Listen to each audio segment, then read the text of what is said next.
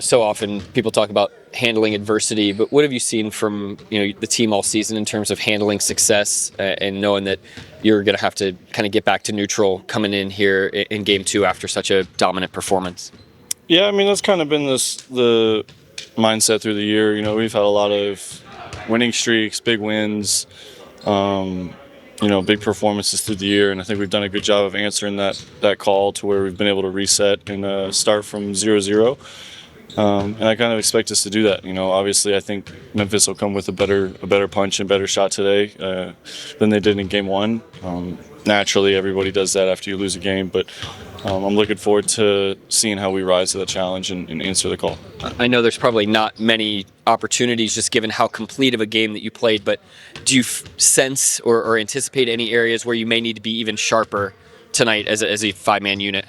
Yeah, you can always improve. Some of theirs was they missed some shots that they normally make after watching film. Some of it's just tightening the screws, just being sharp with coverages, being sharp with finishing possessions, boxing out, and then take care of the ball, keeping them out of transition.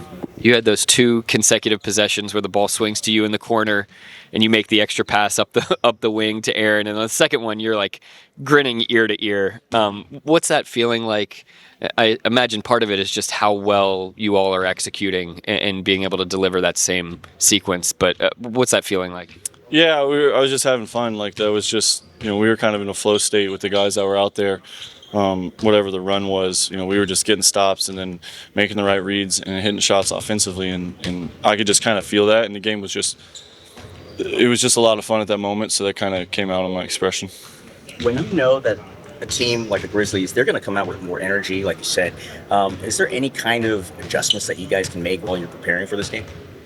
Not too many adjustments, just because we found some success in game one, but just knowing that it's going to be a different opponent. They're going to play faster, they're going to play harder, they're going to crash harder, they're going to play more physical defensively.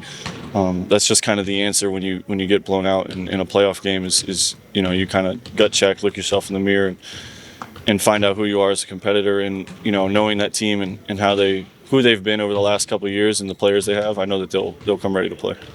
Alex, both Isaiah and Aaron were pretty surprised that Boone wasn't a DPOY finalist. I'm just wondering, what was your reaction to? I didn't know who the finalists.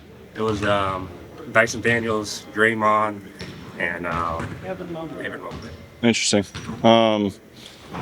Yeah, I mean that's a media vote, so the media obviously has their opinion on what they think the best defensive player looked like this season.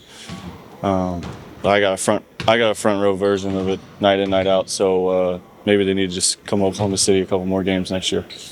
What'd you think his play on Ja the other night, where he slips and falls and still blocks the shot, and it's just crashing from all over the place? Respectfully, I don't think those three guys can make that play, and that's just kind of the uniqueness that and the special talent that Lou Dort is to be able to pursue all that, slip on the play, get up, guard arguably one of the quickest, twitchiest guards in the league, and then block the shot. That kind of just encapsulates the defender he is. And I know he's not worried about labels or awards. It would have been nice, but him going out there and doing it every night is the real award for him. Yesterday was your first, or game one was your first playoff game here. What did you just think of the athletes?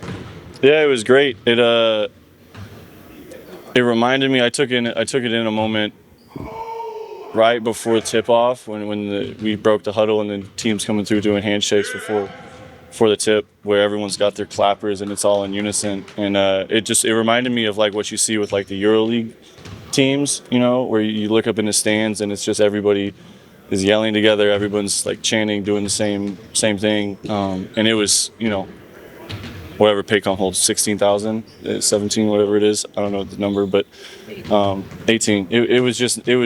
It was fun to see, and that was another moment, kind of what I alluded to earlier, where I was having a lot of fun being in the moment and playing it, and it got a smile out of me, and then I quickly locked back in. But it was great to see, and I'm looking forward to more of them.